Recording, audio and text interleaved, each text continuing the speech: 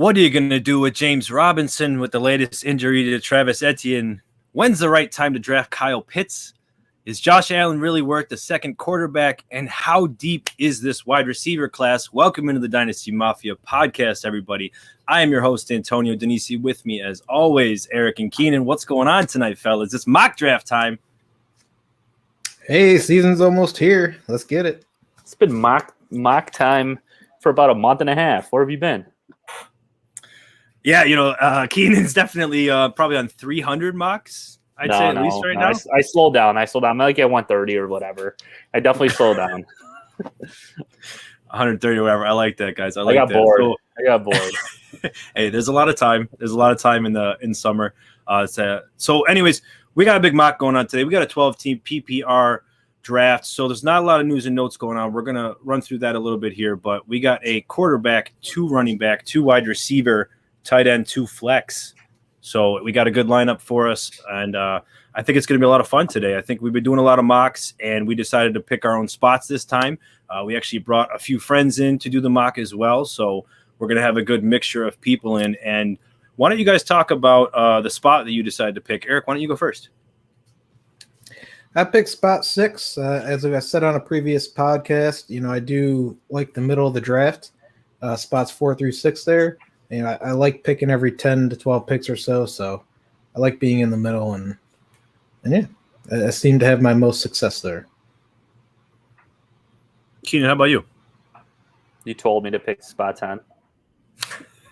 All right, that's fair. I mean, I'm fine with it. I don't really care about any spot. I'm not too picky. Don't matter to me. Well, I'd imagine with 130 mock drafts, you probably are happy in a lot of different positions there. And that's something that's super beneficial, somewhat of a semi-pro tip we'll call Kenan there. We'll give you a little semi-pro. But make sure you mock a lot. Make sure you do different positions. It's something that's extremely important because, especially if you have random draws, you have no idea what you're going to have for your draft spot each year. So if you do a lot of different mocks, you get a lot of variations, and make sure to switch it up a little bit. So I'm excited to, sir. I used to hate random draws, and I kind of want all our leagues to go back to random draws. I think for a while we had random draws, and everyone used to complain about it. And then now I'm like, I kind of like having a little lottery system at the draft, and you don't know where you're drafting, and still surprised, I guess. Yeah, I didn't like it for a while either, but at the same point, you can't really go from the standings of last season. And besides going with that order, you can't really rotate every single year at who's going to get first, second, third, and so on.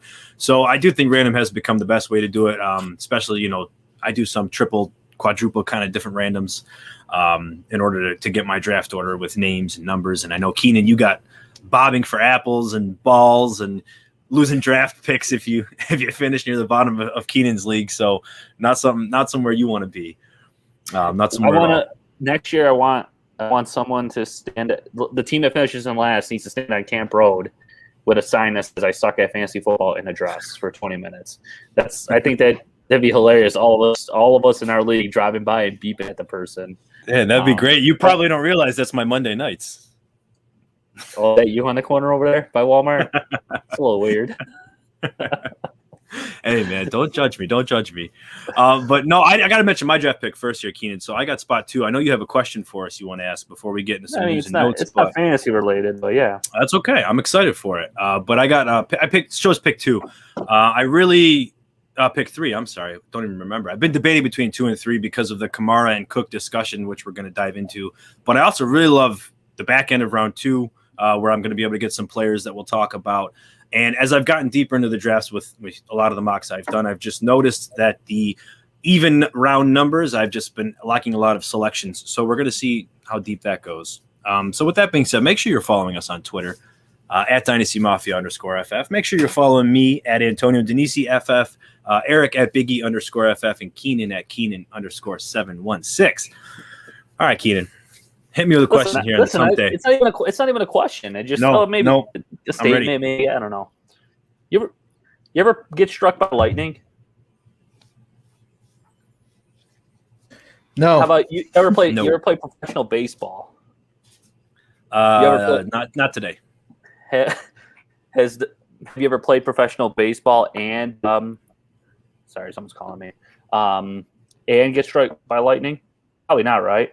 I saw this article that ESPN posted that 102 years ago, there was a pitcher named Ray Caldwell who was struck in his debut by lightning in the 9th inning, passed out, got up, and finished the damn game. Finished the game. This is obviously before cell phones and stuff, so we can't really for cell phone. But I mean, it's like this newspaper print press. That's very impressive. It's literally a story. He pitched for Cleveland, and I saw it on Twitter. I'm like, oh wow, well that's impressive. Using electric bats back then. I mean, I have a hard time getting out of bed when I have a head cold. My man got up, got struck by lightning, finished the game, got the W, and went and partied with his teammates. Dude, that's exactly right. This guy's in the middle of a game. Before we even started the pod, I was cleaning upstairs on the counter, and I was wiping up. My wife was making a cake. I left flour all over the counter. And she just started telling me I'm going downstairs. I'm like, what? I got stuff to do. But, this guy's going getting struck by lightning, and I'm just half-assing flour. Yeah. And passed out. Man. It was just like a little shock. It's not like you flipping a switch and you get a little zap. My man was out cold. I might get his jersey. I was about to say, my man had a good reaction there. He had a little shock electrocharge, probably had the game-winning home run. And then you said he passed out in the 9th inning. So he passed out, and they probably waited for him, and then he came back. And Yeah. He was unconscious for 5 minutes, the story says, but went on to finish the game after being revived. Damn. God, man, we suck now. Yeah. We're getting soft. I mean, can you imagine if that happened nowadays? Yeah. Oh man! All right, so let's get over some news and notes here. As I accidentally just started the draft. Yeah, we'll fix that one there. Let's start some news and notes. Not too much, but some quarterbacks got announced for week 1. We just ended week 2 for preseason, about to get into week 3, technically week 4, whatever you want to call it. But yeah, starters got announced. So Andy Dalton, we already knew he was going to be playing for the Bears, so Justin Fields is going to be starting for the final game. But Teddy Bridgewater was officially announced to start the first game against the Giants. And Eric, what do you think about that? I'm not surprised. I was not a big fan of Drew Lock, and it didn't really seem like the Broncos were either, seeing as how they brought Teddy B in to begin with. I kind of saw this coming from the beginning, so I'm not excited about anybody, on Denver. Even with the switch to him, the wide receivers there is still pretty unfortunate for them. But I'm not really surprised at all. I don't know. I don't know how to react. I mean, I feel like both of them are the same type of quarterback. I feel like they're both same talent-wise, I guess. But did you expect I'm not this maybe? No, I thought they were going to go back to Locke. I really did. I thought. And so we had a little talk in one of our chats today.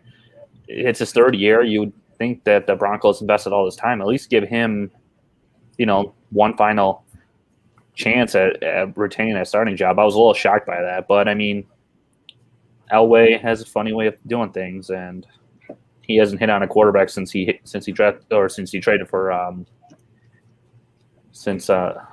Teddy's does give him a better chance to win, I guess, like this. But Elway hasn't really been successful with quarterbacks besides when he traded for Manning. And I mean, that's no brainer. Even Travis Cypus would have traded for Peyton Manning.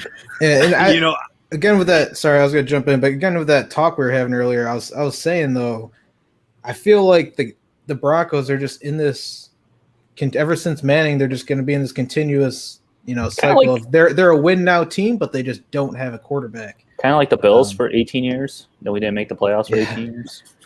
Yeah. But they have legitimate wide receivers, run game, a good tight end. They got a really good defense. Obviously with Von Miller, that defense is going to be going to regress a little, once he's gone. But I mean. I saw it coming. I know they brought in Teddy B because they're trying to upgrade the quarterback position, and I know that Elway is going to want to try and compete now, but I just don't see it happening with either of the quarterbacks there. Yeah, I think they're gonna.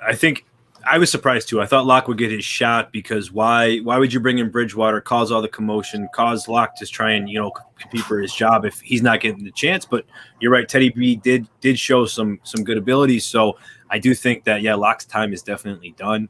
Elway did relieve those GM duties. I think he's still president. Cypress is mentioning in here, but. Speaking of that, I think they're going to be ground and pound. They got Javonte Williams for a reason. They're keeping Melvin Gordon, obviously, and they're going to use the both of them and use Bridgewater, who's not as, I guess, erratic as Drew Lock, which we might not like to see for the Cortland Sutton, who's downfield. But I think the Noah Fant and the Jerry Judys, I think they're all going to improve from Teddy Bridgewater. So speaking of run game, let's talk about the New England Patriots, who did just announce that Mac Jones is going to be, at least the beat writers are really hyped that Mac Jones is going to be the starter over Cam Newton. So that's going to cause a bit less rush attempts, I would think, since Cam had 12 touchdowns last year. What do you think, Kenan, about Mac Jones? I'm more excited about the rest of the offense, honestly. Especially the running back situation there. I think the running backs are going to actually get more carries now because Cam Newton was running the ball a lot last year. So, but with Mac Jones being a starter, I don't know what to think about it when it comes to the receivers out there. I mean, the tight ends, Smith and Henry.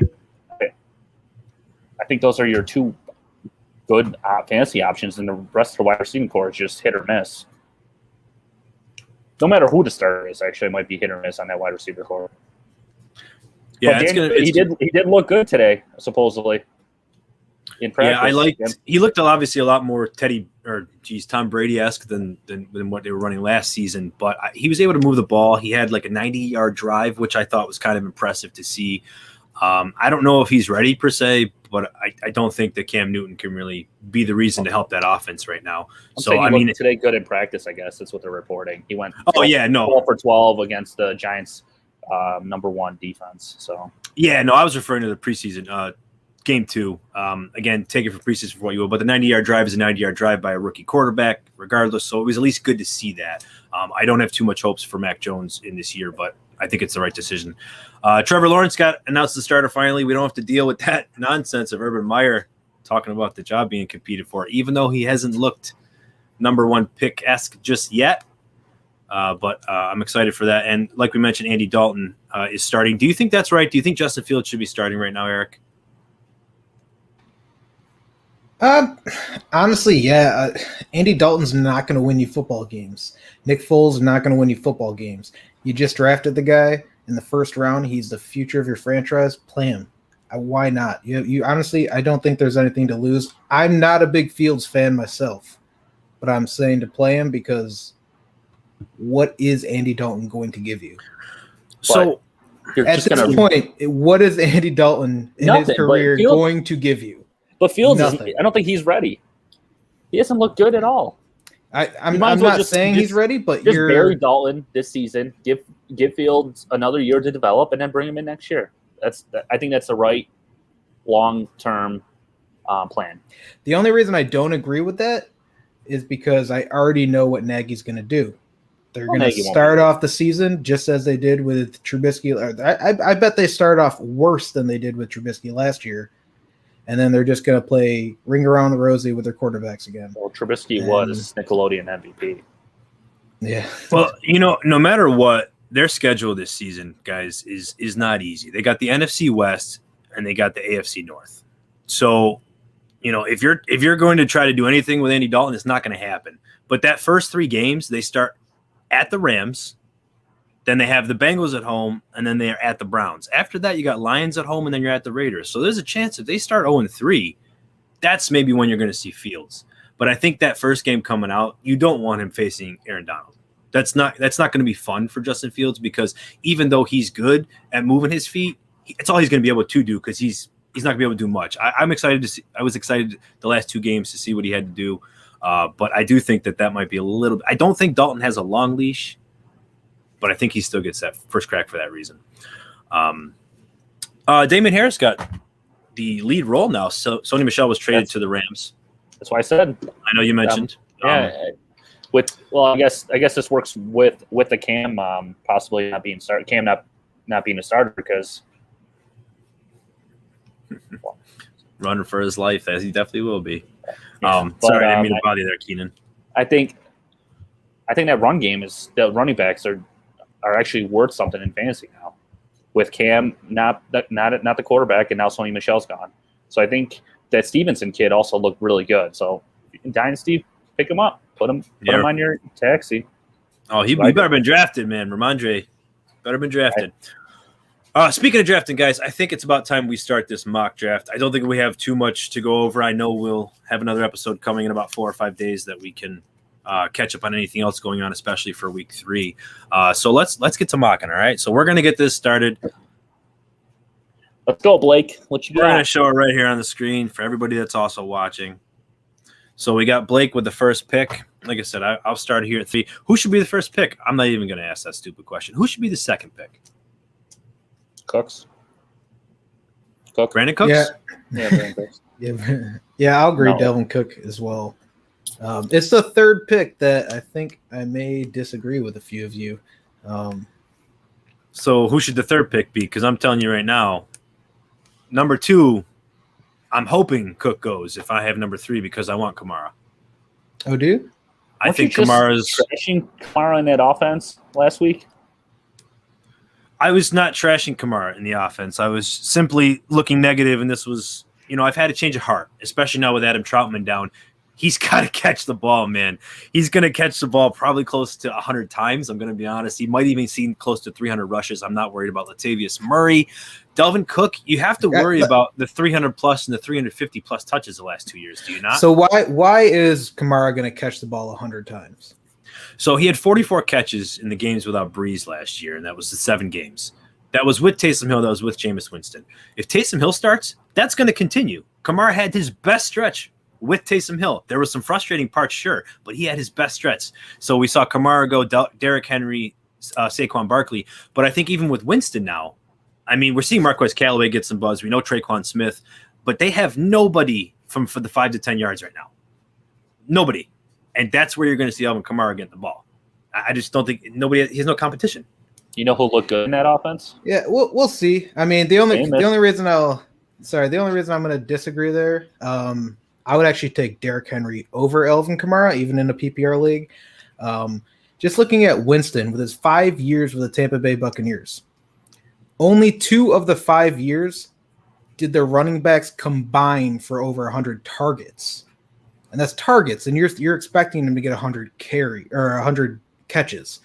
Not only that, you throw Jameis Winston into this offense, somebody who loves to throw the ball downfield, who loves to take those shots, compared to somebody like Breeze, who couldn't throw past 20 yards and had to check down to Kamara more than most would. I don't know. It worries me. I think we can see him get, the lowest catches he's actually had in his career. I don't know what this offense is going to do, in terms of splitting the carries with Winston in there, but we'll see. But I think Derrick Henry, to me, has a very good shot at another 2,000 yards, double-digit touchdowns. Make sure to make your pick, Eric. Oh, yeah, I'm up. Hold on a second. What is going on? You guys got to stop me while I'm talking. This is going. No, you're fine. But I think you're on auto pick. All right. Well, anyways, who do you want to pick, Eric? Hold on a second here. Oh yeah, I'll go Jonathan. It just had him there. It's not letting me pick. There you go. Now you're better. Anyways, so Saquon Barkley, Kenan, what'd you think about that? Me and Eric were actually talking before the show. I think that's the riskiest pick in the first round. Him still on the pup list, hasn't been practicing. There's talks about him not being ready to go to start the season, and I can't invest a first round pick on a player that's not ready to go and start the season. So riskiest pick right there, in my opinion. And if I'm at 5 or 6 and Barkley's there, I'm probably reaching for another player.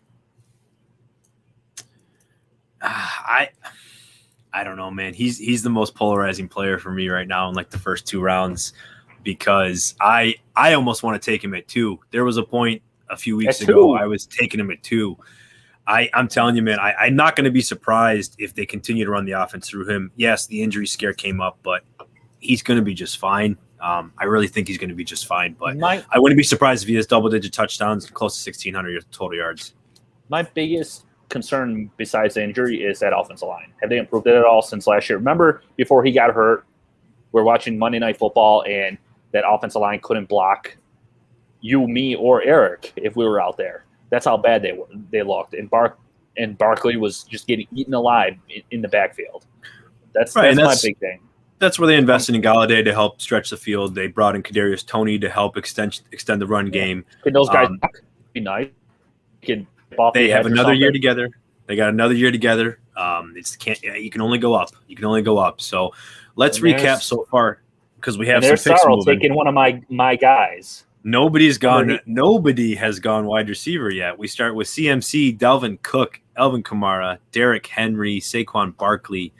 JT went to Eric, Nick Chubb, and Austin Eckler. So now we got another team going on the clock here. So, Kenan, Eric, sorry. I wanted to finish up with you about Derrick Henry quick. So I like the selection at 2 because I definitely think he's going to repeat 2,000 yards. Can you get the next pick moving here? Yeah, time's up. It started moving, sorry. I really like that, but I just the problem is he still was behind Dalvin Cook, even when I said I would take him at 3 over Kamara, not over Cook. Oh, sorry, over Kamara. Yeah, sorry. Yeah, so I don't know. I'm really excited for Derrick Henry, but I still would have to, it's still just really tough for me. Julio doesn't worry me at all. I don't know why people are worried about that. They lost Jonnu and Corey Davis, 2 guys that received a ton of looks last year. There is plenty to go around in this offense. I think Julio's actually going to open it up even more for the run game. Look at that wild card. We got a wild card. Patrick Mahomes went 11th. Look at that. Devontae Adams, first wide receiver at 9. Then Zeke. I'm ready to see what Alex does here, guys. Is this a 1 quarterback? It's a 1 quarterback league. But hey, so what do you? So I think it's a good point to talk about it. Mahomes is not a horrible pick in the first round. Let's also say that was a computer picking. Oh, that's okay. We got a couple in here. But if he can repeat, you're basically expecting him to repeat 2018. He's MVP season. He needs 50 touchdowns and 5,500 yards to probably be worth that first round pick. The earliest I'd probably be looking would be round. If you're near the end of second round and early round 3, that's probably the best time to be taking him, or you're forced to take him because you're obviously not going to get him. Can I give everyone the best advice ever? If you are planning to pick Patrick Mahomes, just wait a couple rounds and take Josh Allen. Yeah. Well, so you think Josh Allen's the second quarterback, huh? 100%. Okay. And I think Josh Allen can beat out Patrick Mahomes to be the number 1 quarterback for fantasy. I mean, I believe Allen was second last year, right behind Kyler Murray. Interesting. So, and if we're talking a multi-round difference, even 1 round difference, I would take that value and just go with Allen. So Stephon Diggs went as wide receiver 4. Devontae Adams, Tyreek Hill, DK Metcalf went before him. What do you think about Diggs? Finished the year, most targets, most catches, most yards. You just talked about Josh Allen. Is Diggs your wide receiver 1? Is 4 respectable? Should he be higher? Honestly, I would take him over DK.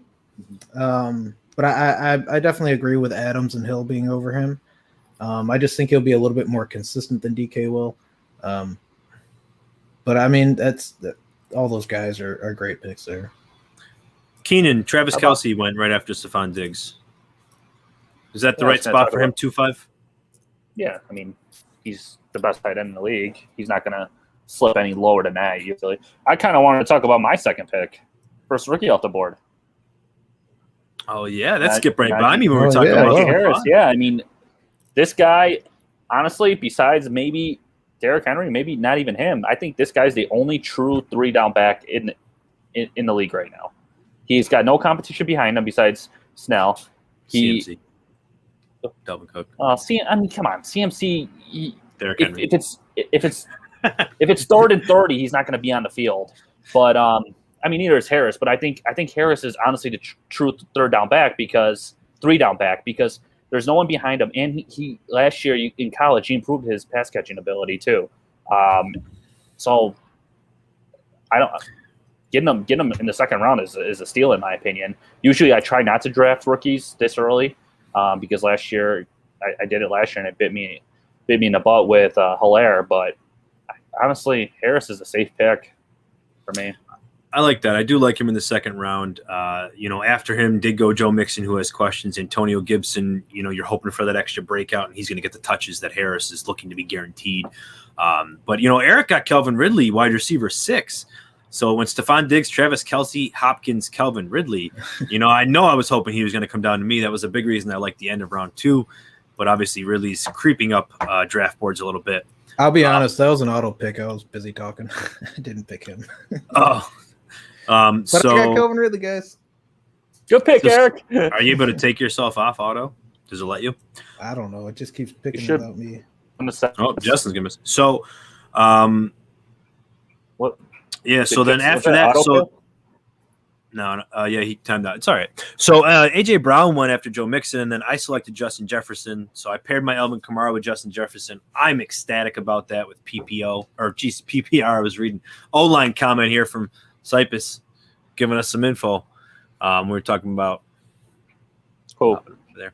What was that, Harris with the O-line? I know it stinks. I know the O-line stinks, but he's going to get 300 plus touches. So anyways, oh wow, yeah. So we had Darren Waller go after Justin Jefferson, then Antonio Gibson and CeeDee Lamb. So we got Justin on the clock to pick 3-2. Yeah, Cyprus was in some of our leagues. You know how much money we would take from him?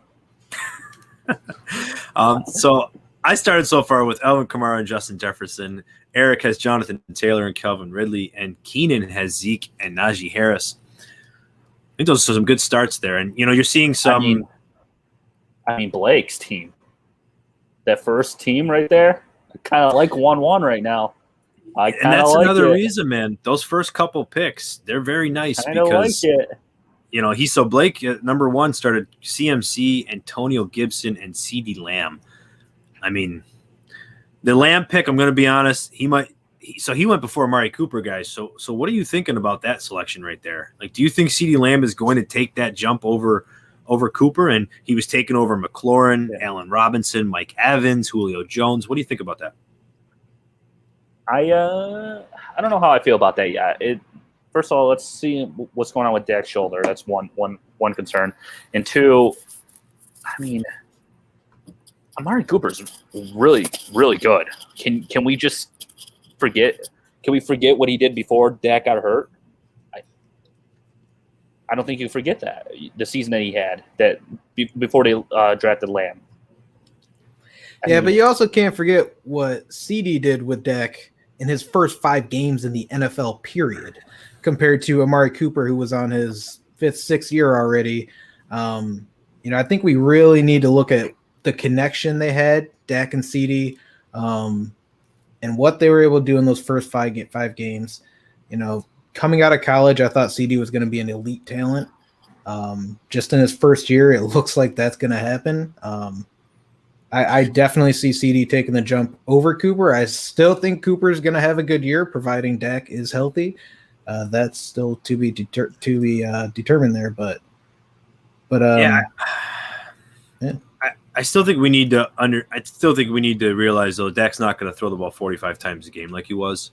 And Amari Cooper was still getting the targets when CD was. CD had more touchdowns, but Amari was still, keeping pace with him. So, yeah, if you get in the red zone and then it starts being CD finishing with 5-6 more touchdowns, it's going to be there. But I think I find it really tough that this is the year CD takes a leap. I think it's going to be next year when Amari's probably out. So you don't think, if they throw less, try and take a little bit off of Dak, especially with the injury, you don't think that turns into them running the ball a bit more and maybe pushing down the field by running the ball and turns into more touchdowns for CD? Eric, you're up. Thank you for telling me. Let me recap here before I answer that question. And again, I think they both still have a good year, so it's not really a knock on either of them. It's just if you have to pick one, I'm going CD. I mean, value-wise, yes, but I think maybe taking him then in round 3 was probably a bit early. I think, at least let Amari go because at least – somebody's going to stretch, and where Blake was again. Can you he's number turn 1. Turn that over. What are you turning over? Change the pick. Oh, who you don't want, Dobbins? Oh, I got you. It's you can leave it. That's fine. Yeah, you're right. Anyways, so I don't know. We had CeeDee Lamb go, then Keenan Allen. I picked Clyde Edwards-Helaire to add to my PPR dominance there, and then Terry McLaurin, who a lot of people are excited for going off the board at wide receiver 11, and then George Kittle, J.K. Dobbins, and now we have another selection on the board here. So next time I'm up, pause it while I'm talking. No, you're good. I fixed it. Don't worry. So anyways. Did you? Yeah, we're working on it. But Kenan. Yes, sir. Let's talk about George Kittle. Actually, let's talk about Terry McLaurin. You've been talking to me about Terry McLaurin. Talk about him. Well, first of all, with Kittle and Waller, I'd probably swap those guys. Kittle in the second round over Waller. But McLaurin, I mean, I was hoping he'd slip down to me and at 310 there, but that didn't happen. But I think you and I talked about it, and I tried to trade for him in our one league with you, Antonio, and you wouldn't budge because I think we're both expecting him. You're up, right? Yeah, I think we're both expecting McLaurin to have a great season with Fitz behind center. I mean, Fitz, what he's able to do, I tweeted it not too long ago, with his wide receiver ones over his career, where he starts 10 or more games, is unbelievable. I mean, he pretty much made Parker in Miami a wide receiver 2, fantasy-wise. So I think with McLaurin getting Fitz and what McLaurin's been able to do with the garbage quarterbacks that he's had throwing him the ball is unbelievable, and I think that's just going to improve this year. He's going to improve this year with Fitz behind center. It's crazy that we are saying that Fitz is such a huge improvement over the quarterbacks that he's had, but Fitz is a huge improvement over the quarterbacks that McLaurin has had in his carear. I also tweeted that too. It's been it's garbage. I think wide receiver 11 is a lot of people are going to be kicking themselves in the butt potentially if he winds up being that wide receiver 6 or 5 when he gets hyper targeted by Fitzpatrick. George Kittle. So Travis is wondering who's going to throw the ball to George Kittle, and it doesn't matter. It's a big thing that Shanahan is amazing at. His yards after catch ability, the way he's able to work any type of quarterback in there. His quarterbacks have always been at the highest yards per attempt in the league. So I'm really excited for whomever's throwing the ball at Kittle, but Kittle's going to get his. He's going to lead the team targets. He's going to get north, if not very close to the 25% target share. So you're probably looking at a good 130 targets for George Kittle, which is going to be 90 plus catches. And I agree with you, Kenan. He should have went ahead Darren Waller. But somebody else should have went ahead Darren Waller, and we're gonna find out who that is soon. Let's see here. So next picks after George Kittle, like I said, J.K. Dobbins went with Eric, so he's got J.T., Calvin Ridley, and J.K. Dobbins, and then David Montgomery, Josh Allen going to Joe Sorrow. We were talking about Josh Allen going as number 2 quarterback. What are we looking here? Almost 20 picks after Mahomes, though. So make sure you guys stay wise on those quarterback selections. DeAndre Swift, and then we got Kenan up. DeAndre Swift. Yeah, you see that report?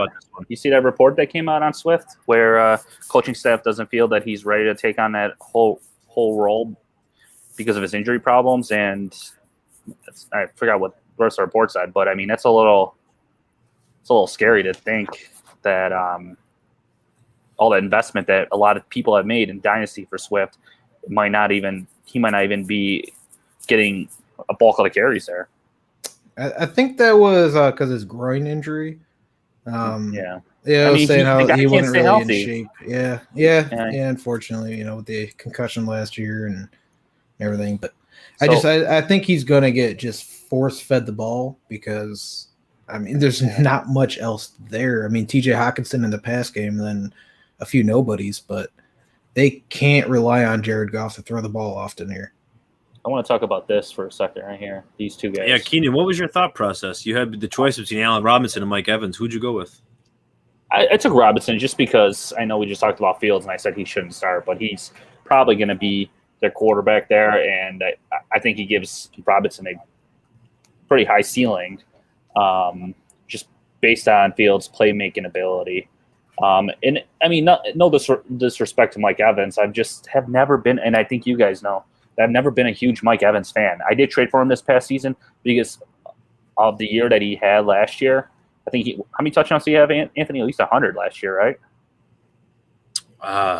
He was close to at least 107. Yeah, but he was a touchdown machine last year, and he's got Brady coming back for one more year. So this right here makes me getting Robinson or Mike Evans after you draft 2 running backs makes me very happy to be able to get one of those 2 guys. Yeah, and now you potentially don't have to worry about running backs, which has a big cliff that just is about to hit. Actually, it probably just hit because the remaining running backs left. You have Josh Jacobs, Darrell Henderson, Kareem Hunt, Myles Gaskin, and then you got James Robinson down there. But Darrell Henderson, they just traded for Sony Michel. It's just more cooks in the kitchen. You got to question that. Josh Jacobs already has some questions. Myles Gaskin, hopefully they don't realize that Malcolm Brown is much of anything more than just a guy, and they can start giving him the ball again. But yeah, if you don't go heavy on 2 running backs, there's definitely a different approach you're going to have to take, or you're going to have to be excited with some of those later players like the Jamal Williams or the potential Gio Bernards or the Damian Harris's as we were referencing. I'm shocked Amari Cooper went in the 4th round too. Yeah, I was about to say the man of the hour, Kyle Pitts, went right after that Mike Evans selection. So you have Alex starting with Tyreek Hill, DK Metcalf, Kyle Pitts, and Miles Sanders. I really like that start. I'm going to be honest with you. I'm a big fan of that. He got all the players I'd like to have, but Kyle Pitts, number 4. It looks like a last place team to me. Was Kyle Pitts worth it at 4? Because I'm telling you, he's my 3rd tight end, so I definitely know he was worth it at 4, and I don't need to go too crazy at that. I'm on the other side of the fence with that, Antonio. I'm a little scared of drafting a rookie tight end over the history of rookie tight ends over the years. I got to stay away from Kyle Pitts unless he slips into the 5th or 6th round. Then maybe. I get it. I understand it. Like you're literally expecting records to be broken in order to draft him where you're taking him. But what if he does? But what if he doesn't? What if he does? Year. So if he doesn't, right? If he doesn't, he's going to now. So now you got him at 4. You got Mark Andrews coming up next. You got T.J. Hawkinson. Don't you think there's enough questions there? Yeah, there's more continuity, but you have to look at Kyle Pitts is coming in as probably the second target to Matt Ryan, and that player has had over 100 attempts every year of Matt Ryan's career. And when he had Tony Gonzalez had over 120 targets with him in at least 3 of his seasons. Tony Gonzalez is one of the best tight ends in the world. Kyle Pitts is the highest drafted tight end, highest drafted tight end ever. Bigger arms than some of the. Did you measure his arms? Hey, I don't need to. Someone else has a job for me. You want to pay me to measure Kyle Pitts' arms? I'll do it and measure him pit to pit. Eric, break the tie. You taking Pitts in the 3rd round? No. Perfect. All right, get out of here. So after Miles Sanders, Chris Carson, Amari Cooper. So Amari Cooper going nearly about 14 picks after CeeDee Lamb. So after Amari went Josh Jacobs, Chris Godwin, Kyler Murray going as the 3rd quarterback off the board. DJ Moore and Cooper Kupp. So Cooper Kupp's the big one for me in this round. Cooper Kupp and DJ Moore. I'm really excited for DJ Moore, but we talked about Cooper Kupp last episode. Going ahead of Robert Woods here. Do you guys have Woods or Kupp as your hire? It's like a coin flip every year with these guys. One year it's Woods' year. One year it's Kupp season. This year it's probably going to be their rookie that they drafted. What's his face? Can't remember his name. Tutu Atwell. That's what it is. But no, it's a coin flip for me. Yeah, so I'm sitting here now, on the clock looking at Robert Woods. I could go Darrell Henderson. I could go Lamar Jackson, the chance for that number 1 quarterback. I think it's great value, right around selection 41, so right about where he's going.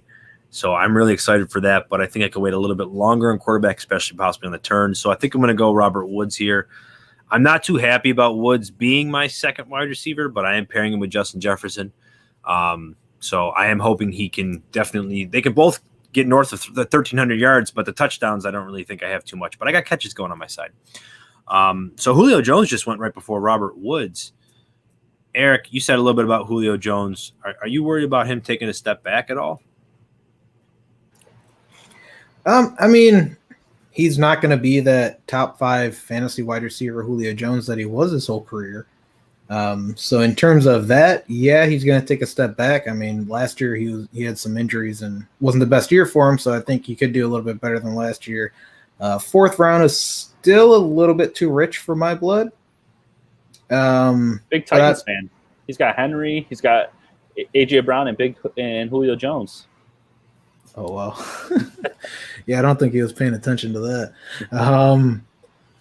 But I mean, I think he is going to be better than what Corey Davis was. So I mean, 4th round could be a steal for him.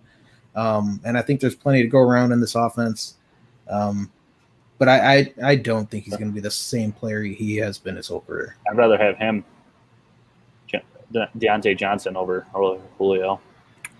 Yeah, really? Yeah. I mean, so you think Deontay is the number 1 in Pittsburgh then? Yeah, I do. I liked what I saw this year from him. And just imagine if he didn't have that the drop problem. I think we see him go a lot higher in drafts because his numbers would obviously be better. But yeah, I take him over. I think I take him over Robert Woods honestly too. And Blake continuing with the solid team in my opinion. He's James Robinson gets drafted, and then Jamar Chase. A couple legal issues with him. Not sure if that's situated yet, but we'll find out with the days coming. And then you had another Cincinnati Bengal wide receiver come off the board. Higgins. What about that pick, Antonio? So T. Higgins, right back to back. Yeah, you had Deontay Johnson, James Robinson, Jamar Chase, T. Higgins. I really like the selection of Chase. I'm not too big on Higgins going back to, but if Justin, he's going to have to wait a little while at pick 2 there till he comes through. So you got to get your guy, but Higgins has a chance to get close to double-digit touchdowns. That's for sure. Are we getting another Titans player right here? We could be getting. He could be another Titans player. Give me Tannehill. Give me Tannehill right here. So I did go with Tyler Lockett after T. Higgins so that I could. I'm excited for the PPR. I'm excited for what Tyler Lockett could bring. Quietly had 100 catches last season, so I'm excited for what the Seahawks are going to do. Eric, did you auto? They talked about I finally was able to pick having a bit of a shorter game instead of taking everything downfield. So when you see Lockett getting 100 catches and they're talking about keeping the game short, I think it's a good selection there. So Darrell Henderson went after that. Then Kareem Hunt and Mark Andrews, T.J. Hawkinson. Are you worried about Darrell Henderson now that they just traded for Michelle? No, absolutely not. So maybe the Xavier Jones hype is going down? Yeah, I'm probably going to – and Funk. Don't forget about my boy Funk. I picked him up in a couple dynasty leagues. John something Funk, right? And, sure. But I'm going to – the reason I picked him up, I saw Pope's Fantasy Football Hour picked him up in a couple leagues. I'm like, he's got something here. So I picked him up too. In a couple leagues. Yeah. But the only thing that keeps Henderson, is his injuries. If that thumb injury is more serious than we're thinking, that's one we should be concerned. But them trading for Sony Michel, I'm not concerned at all. So Mark Andrews and T.J. Hawkinson back to back. See who Sorrow got. So T.J. Hawkinson, I really expect he's going to get the target share that everybody wants him to see because he has to. Like, I don't think that the Quintus Cephas, I don't think that the Tyrell Williams I don't think they're going to be taking a lot of those targets from T.J. Hawkins. He's a big guy. Goff's going to get nervous. That line's going to struggle, and they're going to probably he's going to have to get rid of the ball very quickly. And he has one of the quickest releases in the NFL to begin with. So I think I'm excited for Hawkinson. Thielen and Lamar Jackson went after that. How do you feel about Adam Thielen, Eric? Actually, Kenan, how do you feel about Adam Thielen? Love it. Going into this year. Love it. Absolutely love it. PPR monster. PPR monster. He may not get as many touchdowns as last year, but I mean, come on. Adam Thielen has produced every year in the last few seasons. And Jefferson being on the other side is only going to take pressure off him. The only thing I'm concerned about that offense, and I don't know if I should be, is if Kirk Cousins, if they start off slow, will they go to that rookie quarterback mod at some point? Because they were enough to draft Fields, I believe. Was that Fields that they wanted to, and the Bears traded up for Fields. So there's a little bit of Kirk Cousins doubt going around in Minnesota, and that's a concern of mine. Kirk Cousins, as much as I rip on him, he's a solid quarterback, and he there's a lot of garbage time on teams that he plays. His team is usually down, so they throw the ball a lot at the end of games, and I think that's what helps Thielen out a lot there.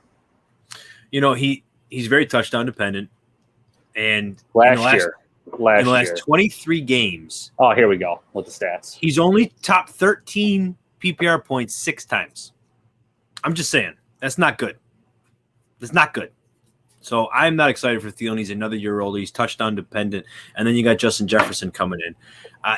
Maybe he'll be your solid wide receiver too, where he'll finish maybe at 18 to 20. But that's a big maybe. Like, that's where I think his ceiling is, though. That's where I think his ceiling is. So for a 5th round player, I don't see anything wrong with it. Yeah, I mean, you got Odell Beckham going next. But for example, I'd rather have Galladay. I'd rather have Ayuk. I'd personally rather have Juju and Claypool probably than Thielen. I'm not very high on him. After him went Lamar Jackson, then Myles Gaskin, Odell Beckham. To turn the end of round 5, Justin Herbert went.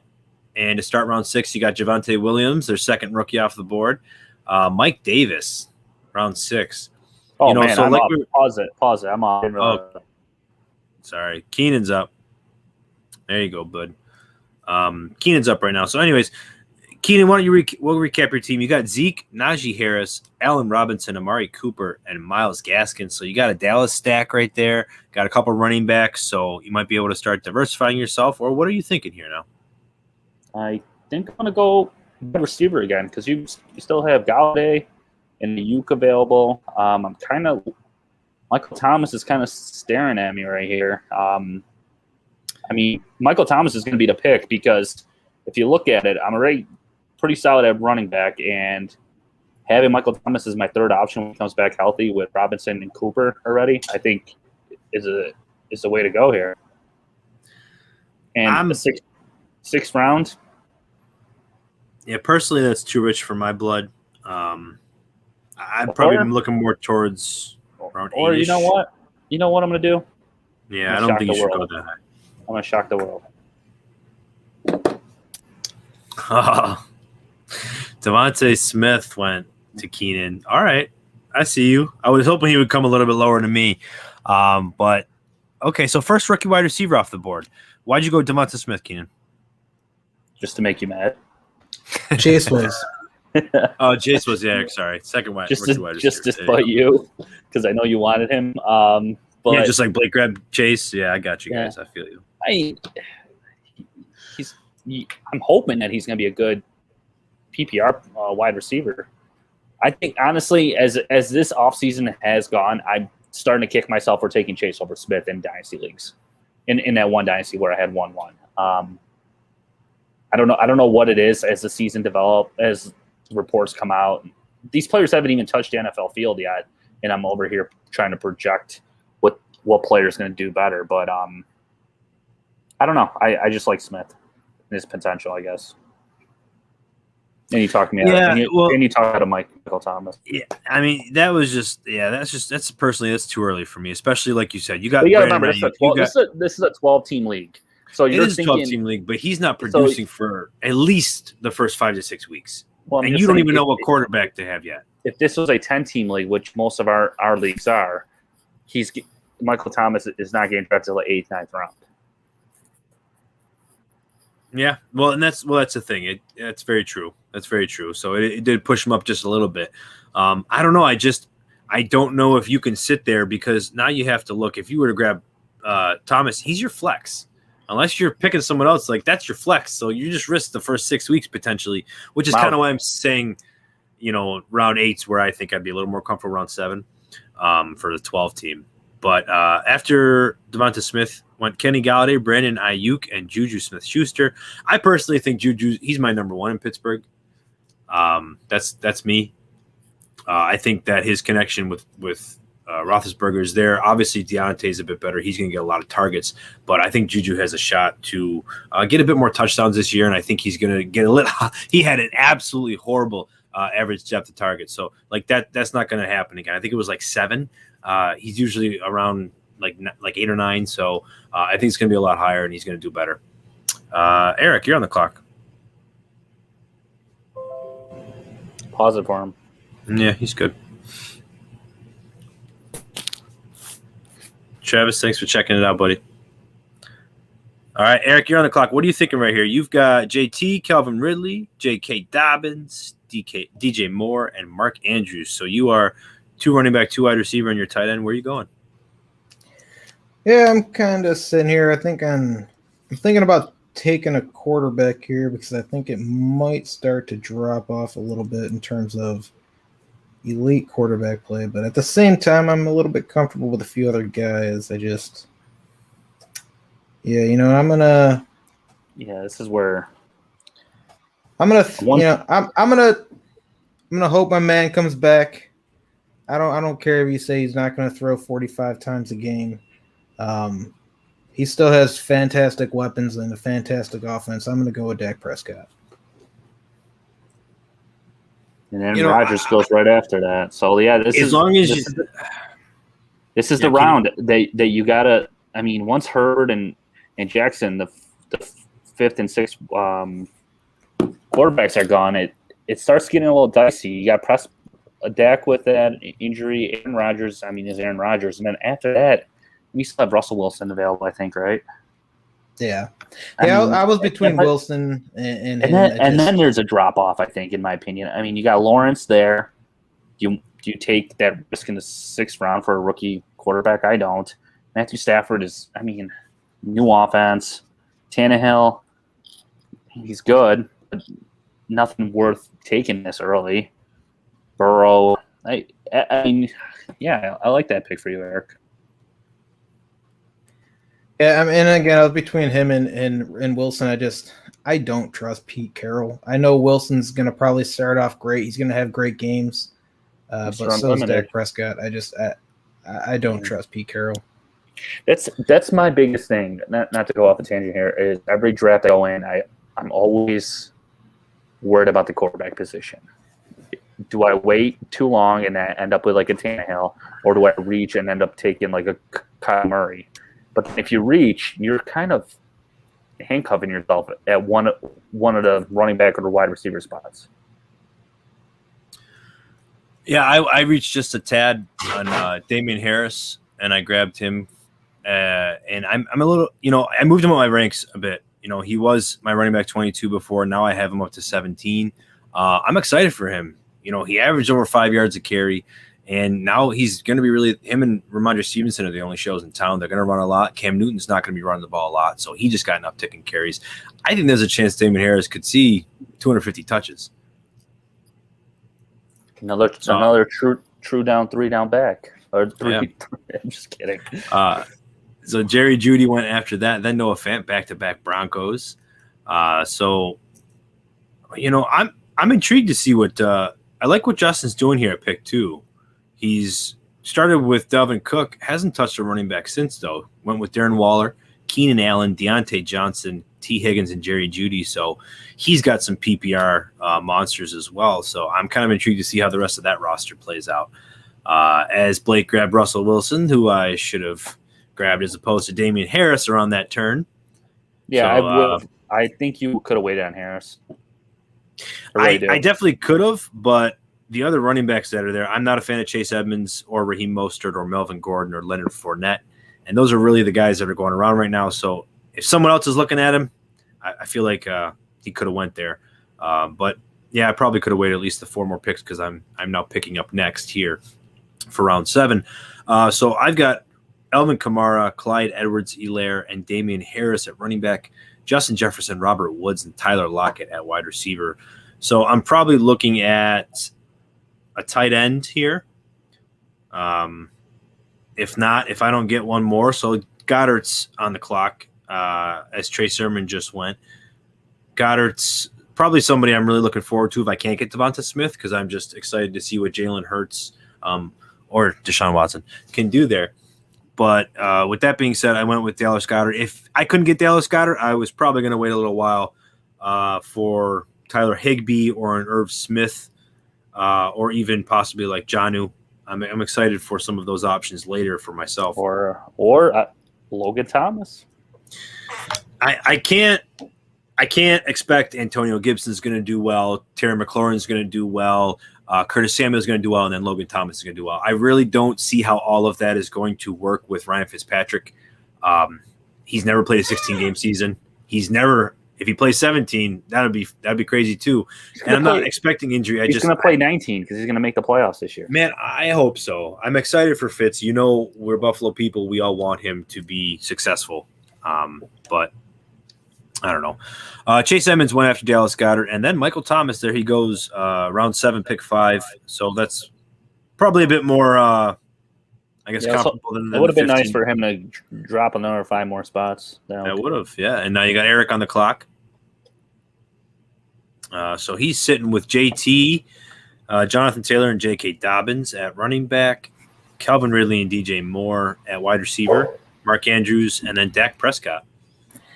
Yeah, so there's a lot of options here. I really want to go running back just because I only have 2 of them, but at the same time, there's not really a whole lot there I'm too excited about.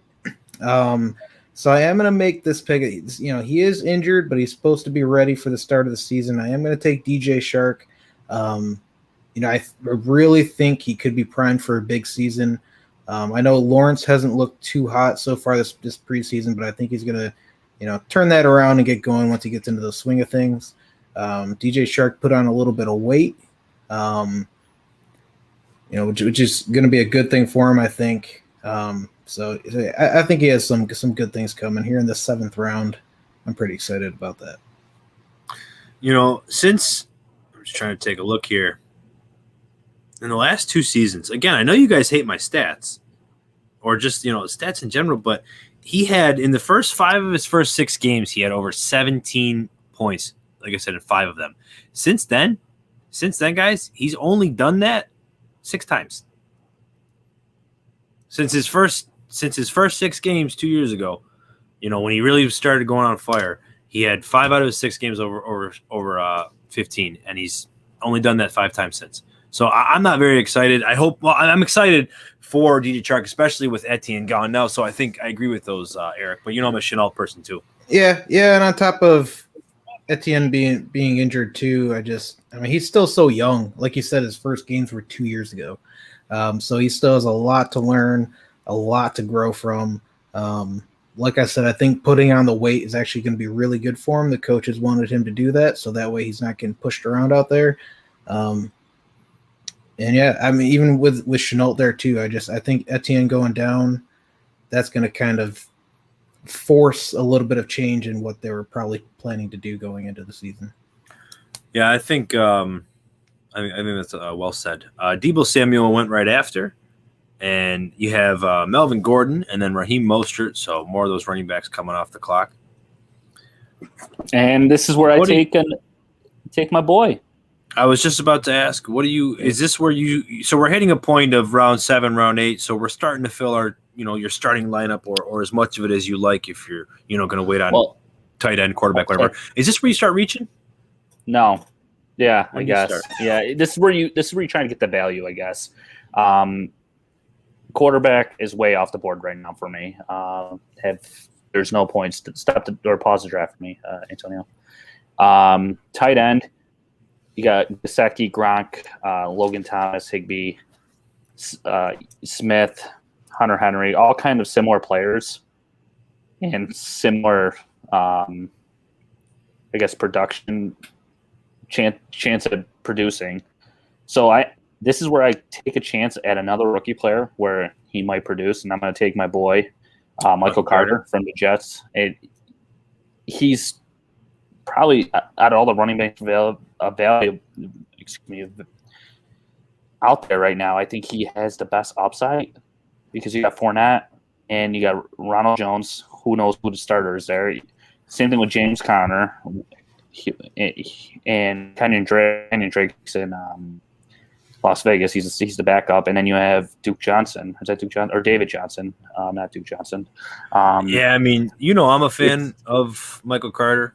It's just a crapshoot, and I'd rather take a rookie running back that a team is invested in and they want him to be successful because they invested the draft pick in him. Even if he sits on my bench for a little bit, because I have Elliott Harris. Oh, now I have Najee Harris. I'm second guessing that pick, 2 rookie running backs, and Gaskin. I think those 3 are going to be my guys to start the year, and then Michael Carter will eventually become one of my flex options. Well, but look at what you did, though. I mean, you got him for at running back 33. That's not even a starting running back, and he is a starting running back. So yeah. I think that it's a good spot for sure. I think it's a great pick, even though you've already got Najee Harris. No, I like that pick for sure. And then you had Mike Gesicki go and Laviska Shenault. Viska, I was talking about him. He's that first game with Lawrence, man. He targeted Laviska like the first three throws he had. I think that we saw him running for his life a little bit. I think he's going to have to get the ball out quick, and I think Laviska is going to show how much yards after catch he's going to be able to prove on top of what he already did last season. I love Laviska Shenault. He's breaking tackles like crazy, and I think he's just going to be an extension of the run game, especially without Travis Etienne. We have a question coming in from a listener, Kenan. No, he doesn't. He actually left me a voicemail.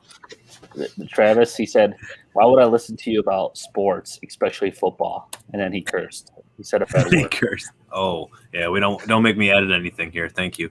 Yeah. After Laviska Shenault, we got Cortland Sutton and Leonard Fournette. We got playoff Lenny, 2021 Lenny. Are you a fan of that? Or are you a Gio Bernard? Are you Ronald Jones? What team are you playing for right now? Eric, how about you? Yeah, go Eric. I'm not really too thrilled about either. I think that, with Brady getting another year older, they're going to have to lean just a little bit even more on the run game, which I could see a little bit more of a split backfield there, especially just more of riding the hot hand like they did last year. So yeah, it's going to be tough. I don't think either one of them is going to take a true handle on the full workload. I think it's going to be a hot hand split backfield the entire season. Yeah, I'm going to try to avoid this the best I can. But if the value winds up getting there, by value, I mean I'm picking the third person. Whomever that third running back winds up being is probably what I'll go for if I don't get Gio Bernard at the right level, because I think Gio's there for a reason, which is going to be to catch balls. I wouldn't be surprised if he gets close to 40 or 50 catches. I really wouldn't. Not that that's going to be too much, but at least in PPR-wise, I mean, you're talking about running back 3. He's going to be a good replacement, and we're talking about this being that level of the 35th running back right now. You saw Jalen Waddle just go off after Rob Gronkowski and Brandon Cooks. So Jalen Waddle, we know Will Fuller is going to be suspended for the first game. We know he's, prone to have a few injuries. What do you think about Jalen Waddle? Kenan. Sorry, I know I left that. I don't know. I love him as a dynasty player. I don't know how much I love him as a redraft player yet. I don't know what that offense is or can be with Tua. I don't know who their wide receiver 1, 2, or 3 is right now. I mean, it's between 3 players, but who's going to get the majority of the targets is the question. Is Parker or is Fuller, or are they just going to unleash Waddle, because he's probably the most talented out of the 3? But they invested in why can't I think of his name? Fuller. So I think Fuller's their wide receiver 1 there right now. So I don't know how much I like that Waddle pick. Well, after Waddle went Ronald Jones, Robbie Anderson, James Conner. I do want to talk about your pick, Kenan. Brandon Cooks. I love that pick. Let's not talk about it, because there's people listening that are going to be in our drafts next week, and I don't want people to take them on me. But no, seriously, just look at his numbers. He produces every year, and there's this, I don't know, this idea that people think that he's always hurt. He has a lot of injuries, but he's on the field most of the time. And he's produced in New England. He's produced it in LA. He's produced last year in Houston. And right now, his quarterback, I know there's a lot of concerns, legal concerns or trade rumors, but his quarterback right now is still Deshaun Watson. Until that changes, I'm Brandon Cooks. I'm happy with him in the 8th round. Yeah, he missed 3 games the last 2 years. Besides that, he didn't miss any since his rookie year. Mm-hmm. And he's had 1,000 yards 5 out of his last 6 seasons. He didn't have 1,000 yards 2 years ago, in with the Rams. Well, you know how that went. But my goodness, Brandon Cooks, you're right. He's going to eat everything up. As I'm sitting here on the clock. And who else did they have? They had Nico Collins, great rookie prospect, and they just traded for oh man, why can't I think of his name? Drawing a blank. Your boy from Chicago. Sorry, I was paying attention. Anthony Miller, and he's hurt now. So yeah, that was depressing. I wanted to also just mention on my pick too, Robbie Anderson. Just because if some people are looking to see, I have both DJ Moore and Robbie Anderson. And just kind of like a little tip, like don't worry about taking 2 guys on the same team. Like you can trade, like you can make moves, make trades during the season. If you can get a guy this late that you think can produce at a high level, like for me, I have a ton of faith in Sam Darnold and what this offense really could be. That connection he previously had with Robbie Anderson, I think is going to carry over to the Panthers. If Robbie Anderson starts off hot, I could simply flip him for a running back or something else if needed, or I can just keep him if they're playing really good. So don't worry about that too much, and just always remember you can always make moves after the draft. I agree with you, Eric, and my biggest pet peeve is that one person that says, what is the Buffalo Bills bye week? What is the Giants bye week? You shouldn't worry about the bye weeks because once again, you gotta. If you're worried about the bye weeks, that means you're letting value go off the board and for all the players that you could wait for. If you have 4 players on week 4 buys, you just have to be a general manager. You have to make some trades and work the waiver wire. And me personally, if my top guys all have the same bye week, I'm fine with that. Yeah, I'm the same. I don't worry about bye weeks ever. I've never, ever had a concern with it. You deal with it when it comes. That's for sure. Good saying there. So I grabbed Antonio Brown, round 8, pick 10. I'm ecstatic about that. He led the team in targets the last 7 weeks.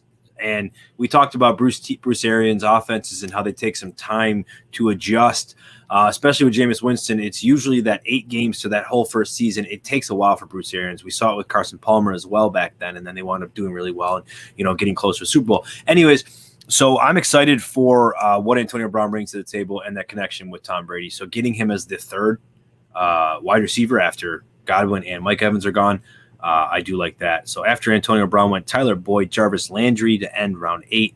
Starting round 9 was Corey Davis to the Jets. I like that pick. Devin Singletary, another good pick. And then I went Jalen Hurts, finally got myself a quarterback. And then you have Trevor Lawrence, Tom Brady, and then I didn't realize that was up. It's all right. And then so Eric's not going to be up. But Tom Brady just went. I was between Tom Brady and Jalen Hurts.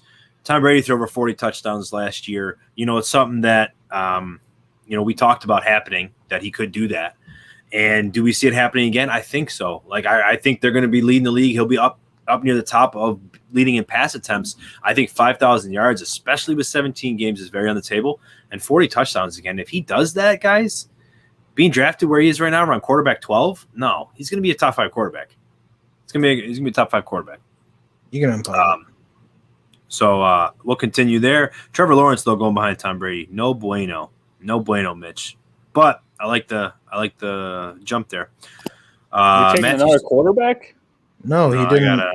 I gotta fix that. But anyways, who are you looking at here, Eric? I am gonna go Hollywood Brown. Oh wow, there you go. Yeah, and another wide receiver here. Like I said, I only have the 2 running backs, but I'm not worried about it. I'm planning to make moves during the season. I think Hollywood, everybody is so high on Rashad Bateman. I personally am not. I think he's going to come in and help this offense. I think him and Sammy Watkins are both going to help, Mark Andrews and Hollywood Brown help open things up for them. But they got to get back to what they were doing before when they were throwing down deep to Hollywood. He had 7 touchdowns this rookie season. They had Mark Andrews going, that run game going. They need to get back to this if they want to be successful. And I think the moves they did, bringing in the wide receivers they did, I think that shows that they want to do that as well. Yeah, I like that. He's one of my buys in our last episode. I love what he did. Had double-digit PPR points in his last 6 games to end the year. So yeah, health is a big thing. So we've got Clint on the clock. He's got a good team going. Nick Chubb, David Montgomery, and Ronald Jones at running back. Wide receiver, DeAndre Hopkins, Juju Smith-Schuster, Deebo Samuel. And then quarterback, Kyler Murray and TJ Hawkinson. So I think maybe the decision will be going here with Clint looks like a Will Fuller pick. Good job there, Clint. And after Will Fuller went Joe Burrow and Kenyon Drake. So Joe Burrow, we obviously saw Jamar Chase and T. Higgins go earlier. We talked about that a little bit. And Joe Burrow coming all the way down here near quarterback 17. What are we thinking about that, guys? Do we not believe in Joe Burrow? Is he still going to throw the ball a lot? He's averaging nearly 38 a game before he was injured. I'll be honest, seeing Joe Burrow fall down here, I'm making me kind of wish I just kind of waited on quarterback. And to seeing a few of the other guys that are still on the board, I think Joe Burrow is going to be fantastic.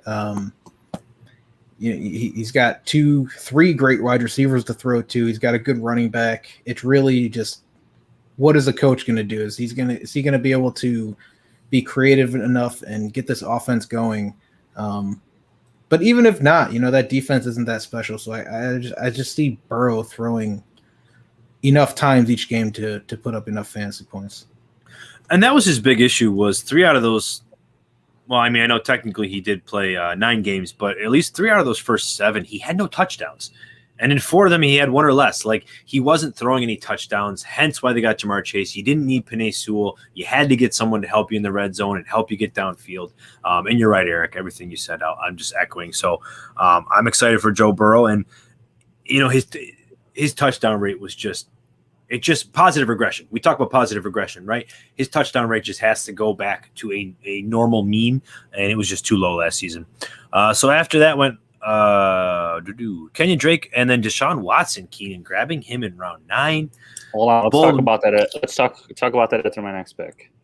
Oh, after his next pick, okay. All right. After Deshaun Watson was Logan Thomas and Mike Williams. And now we're going to be starting round 10. Come on, Alex. I'm in the same boat as you, Eric, when you said you would regret the quarterback decision. That's why I kind of waited a little while. And I was able to get Jalen Hurts. I'm excited about the potential he can bring as being I know he could finish as the number 1 overall quarterback. And to be able to get somebody in round 9 like that, like I said with Tom Brady, I don't think he could be number 1, but because of the legs of Jalen Hurts, we saw the potential for a near 1,000-yard rushing. And they added Devonta Smith. They have Dallas Goedert. Miles Sanders is coming back. That line's getting healthier. There's positive regression again for the Eagles. Now you can talk about my picks. Now we could talk about your pick. That makes some sense. So after Mike Williams went Ramondre Stevenson and Matthew Stafford, and then Kenan followed his Deshaun Watson pickup with Ryan Tannehill. I like that pairing, Kenan. It's just it makes sense, I thought. I mean, you're gonna if Deshaun Watson didn't have legal issues / trade issues with his team, I think he's drafted in the top 3 rounds, if not sooner. No, you're fine. It keeps switching to auto pick, but I was gonna take Zach Moss, so that's all right. But and then I had to pair him with another quarterback in Tannehill. I mean, Tannehill has been a really good quarterback and fantasy quarterback last few years, and it's only going to get better with Julio Jones joining that offense. So if Watson doesn't play, at least I have Tannehill, who can be my quarterback. Obviously. These Titans are going to be the most efficient team ever. That's for sure. So I think what we'll do is we'll do one more round. We'll get through round 11, and then I think what we'll do is we'll get it cut after that. Don't have to worry too much more about our bench picks. So I agree with that Ryan Tannehill pick. He's been great. He's been super efficient near Mahomes level. After Tannehill, though, went David Johnson, A.J. Dillon, J.D. McKissick, and Zach Moss for a little running back run. Michael Pittman, and then hopefully I was looking to grab Henry Ruggs, who just got swiped right before me. Excited for what Henry Ruggs can do this year. But, I've got Curtis Samuel and my actual – there's a lot of good selections right here. I got Darnell Mooney, Elijah Moore, and this is why you got to, in my opinion, you got to go quarterback or running backs to start to draft these. The depth in wide receiver is ridiculous towards the end of the draft this year. Yeah, McCole Hardman has a really good opportunity ahead of him. He doesn't receive more than 6 targets very often. That's about 100 target pace, so that's around what the third wide receiver usually was getting, like the Sammy Watkins, for example. So when he was getting that, though, he had double-digit points in all those games. So I'm excited for McCole Hardman to potentially get close to 100 targets. His touchdown rate is a little bit high, but for somebody that's a speedy, burner player, that's what you see in Tyreek Hill, and that's what you probably expect with someone like McCole Hardman. By Blake. Really good pick. Yeah, I was between Darnell Mooney, McCole Hardman, and Elijah Moore. What do you think about Elijah Moore, Kenan? You said good pick. Just value again. I mean, him and Corey Davis both have a decent chance to be wide receiver 1 for that Jets team, and he's paired them up there. So, I mean, he's going to get the Jets' top wide receiver for sure. And Corey Davis is so underrated. He's almost as underrated as Brandon Cooks is. I really truly believe that. He was getting peppered with targets. I mean, I know they're going to have a rookie quarterback there, a rookie coach, and all that stuff. But remember when I was telling everybody a couple months ago that I really don't think this Jets wide receiver core is really that bad. I think it's a pretty good wide receiving core. They're pretty good. I think they're going to surprise people, especially in this offensive system. Obviously, I'm extremely excited about Zach Wilson. I love Elijah Moore. He's going to be fantastic. Blake's next pick was definitely a hometown. Make sure pick. It doesn't auto pick me here. Hometown pick there. Yeah, after Elijah Moore was Jamal Williams, then Michael Gallup. I went with Curtis Samuel. I'm really happy about back-to-back McCole Hardman and Curtis Samuel. Those guys are going to be my wide receivers 5 and 6, so really good potential to be my wide receiver 3 or 4. Then Tyler Higbee and Irv Smith. And we got Eric up here. So just went. This is going to be the last round we're doing, right? Yeah. So I maybe would wait another round, maybe 2, but I want to make a point here. So I'm going to take Gus Edwards. Now, the point I want to make is you see so many other people say, oh, don't draft your handcuff. Don't draft your handcuff. Grab somebody else's handcuff. I don't agree with that. If you have a guy, say it again. Why would you draft someone else's handcuff? Because then if your player gets hurt, you're trying to trade for that handcuff. The idea is if their player gets hurt, you have an extra running back. Yeah, because you're wasting 2 spots right now by doing what he just did. But you lose the potential. So you just lost the potential for a Darnell Mooney. You lost the potential for someone like I'd rather take Alexander Madison, for example, over that handcuff because Alexander Madison gets carries. We talked about Cook giving 300+ touches, and you're asking Gus Edwards gets touches, but you're not going to start Gus Edwards. Does Alexander Madison get more carries than Gus Edwards? Either way, you're wasting, especially without a Mark Ingram. But you got all right. So let me finish here. You can wrap it up. I disagree with you guys because if you can get a backup, a handcuff that can come in and be a running back 1, that to me, I only drafted 2 running backs until the 10th round. Okay, I have the ability to do that, and I have 5 wide receivers already. I don't need a Darnell Mooney because I have my running back locked up. I have J.K. Dobbins, and if he goes down, I have a bona fide running back 1. Yeah, in my opinion, I do get that. I do. If I draft Alexander Madison, it's still a wasted roster spot. I'm still hoping Delvin Cook gets hurt. Why would I hope somebody else gets hurt? It's still a wasted. Why not just lock up my position? I feel much more comfortable at my running back position. Because what if I draft Alexander Madison and Delvin Cook stays healthy and J.K. Dobbins gets hurt? Then I have nothing. But you're not drafting Dobbins with the hope he's getting hurt, but you're drafting Gus Edwards to You give shouldn't yourself draft anybody in the hopes that anybody gets hurt, though. right. Is what I'm saying. Like, Pollard So I gets think- opportunity. Bateman gets opportunity. Well, you don't want to draft. But I'm saying listen, anybody can get hurt. Okay. You're on the So if you draft somebody else's handcuff, Eric also said before. but no. If you draft somebody else's handcuff, but your running back gets hurt, what are you going to do? You can't do anything. you have other running backs. You have the waiver wire. But how many? But you got to find the players that are drafted in rounds 10, 11, 12, 13, 14. That's where you find the guys, the Justin Jeffersons that got drafted. But I don't Like, those need are to players that you because could I don't need to because see how you guys wasted 4 or 5 spots on running back in the beginning of the draft. I only spent 2, and I'm still solidified at running back because I have my handcuff. Bygones are bygones. I see. I'm more of an upside kind of guy. I'm just saying, if you draft Alexander Madison and Delvin Cook stays healthy and J.K. Dobbins, you have nothing.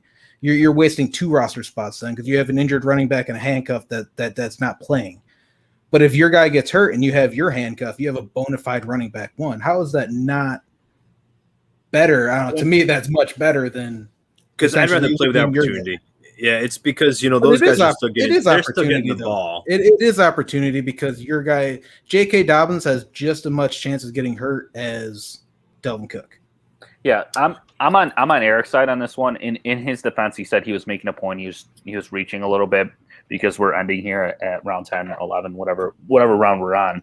But let's say you draft someone else's handcuff. You're pretty much wasting this roster spot because wasted roster spot, same as your handcuff. Yeah, you're hoping that person gets hurt. But now let's say your running back gets hurt and you have the handcuff already, or you don't have the handcuff.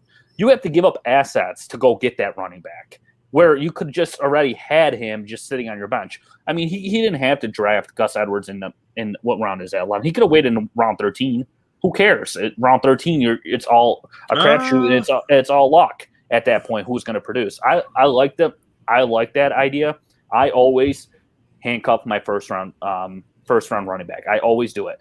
I always will because that handcuff might not be on my roster the whole season. I'll handcuff him till the week 5, week 6, and then I'll move him at that point. But then with my luck, my player gets hurt, and then I got to spend fab to get that player back. But personally.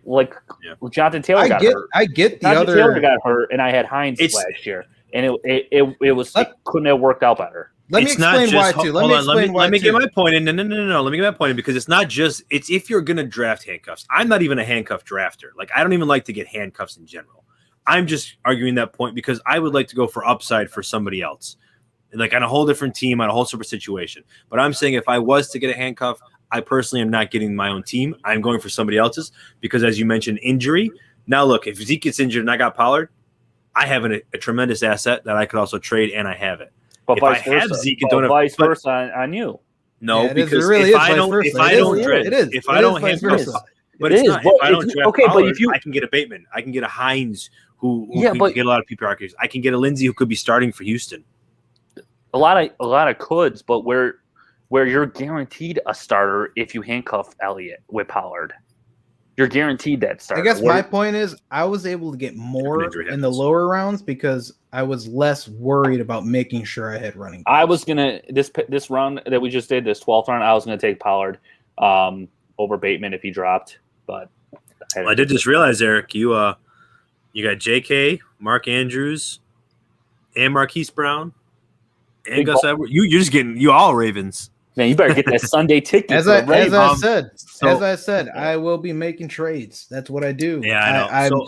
Last year, for example, one league last year, I started off the draft. I had 5 guys with a 9th week bye. By the time the 9th week came around, I maybe had 2 of those guys on my roster. So I'm not worried about that. But again, like I said, with the Gus Edwards thing, I don't know. I used to be that guy. I used to be that guy that would pick other guys' handcuffs. 6 out of your 11 and it just doesn't work out. It doesn't work out like people think. It doesn't work out like people think. So for me, anybody can get injured.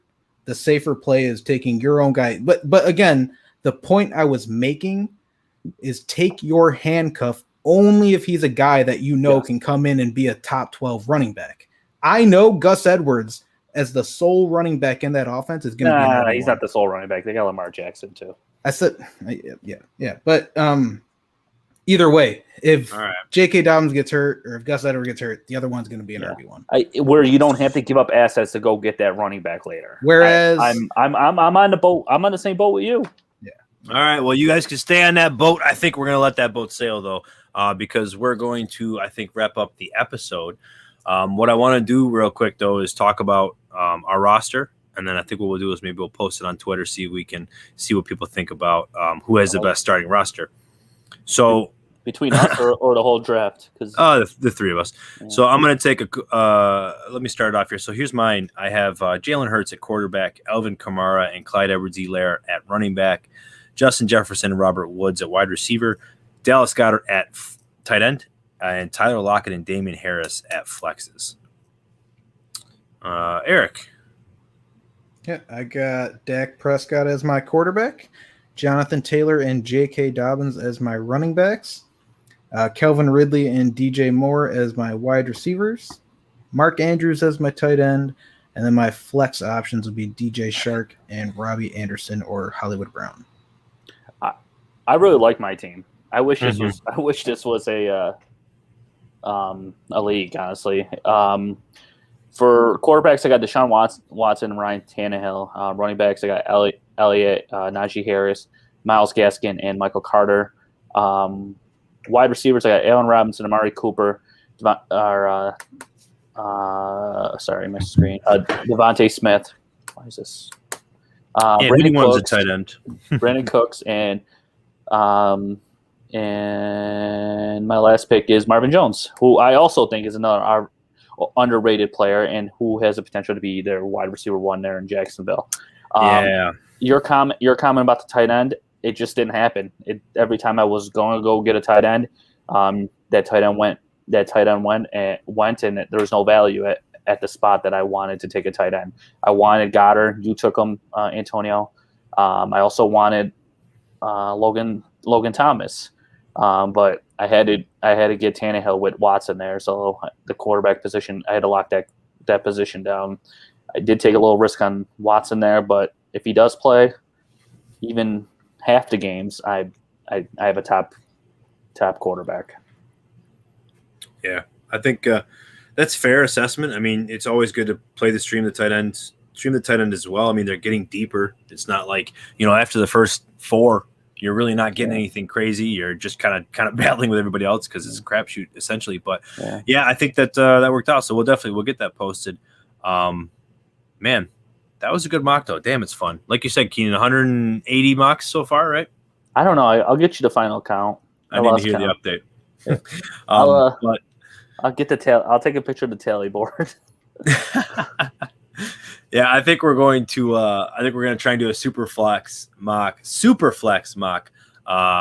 Probably next week. We'll try and get another one of those in before the season starts.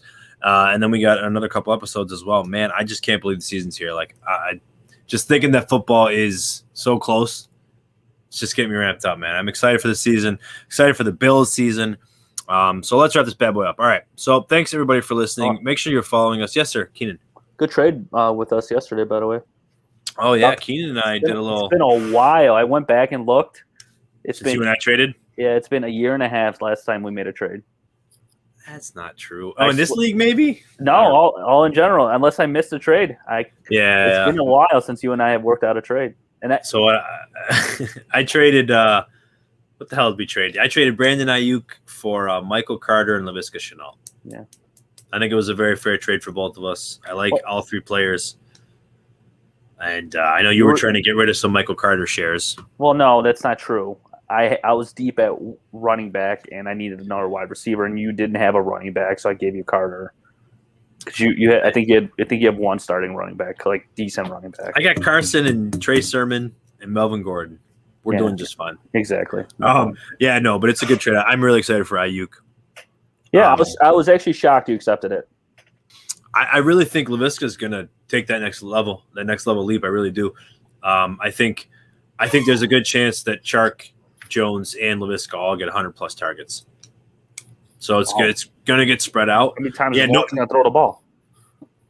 500? I got him throwing the ball by 550. I got him right around the 550 range. Really? So I think especially with Etienne out now, I think they're gonna concentrate all three of those, and then he has about 100 targets left over for everybody else. So I don't think anyone's gonna have over 140, but they're all gonna have between that 100 to 135 range. So yeah, it'll be exciting. So Marvin Jones is a great pick, Kenan. But anyways, with that being said, so make sure you're following us on Twitter at DynastyMafia_FF. Make sure you follow me at Antonio Denisi FF, Kenan at Kenan_716, and Eric at Biggie_FF. Make sure you're checking us out on YouTube. You could have watched this whole thing. We are streaming it youtube.com/Dynasty Mafia podcast. Check us out on Twitter, as I mentioned, because we also were streaming this through there. So that's kind of nice to watch. Appreciate everybody who was checking us out. Appreciate all the comments and all the engagement, everybody taking part in the Appreciate mock. all our friends joining in on the mock. Yeah, I wish I had friends. But it's nice to have people around. So thanks so much for listening, guys. It was a great episode again, and happy mocking. Talk to you soon. Mafia out.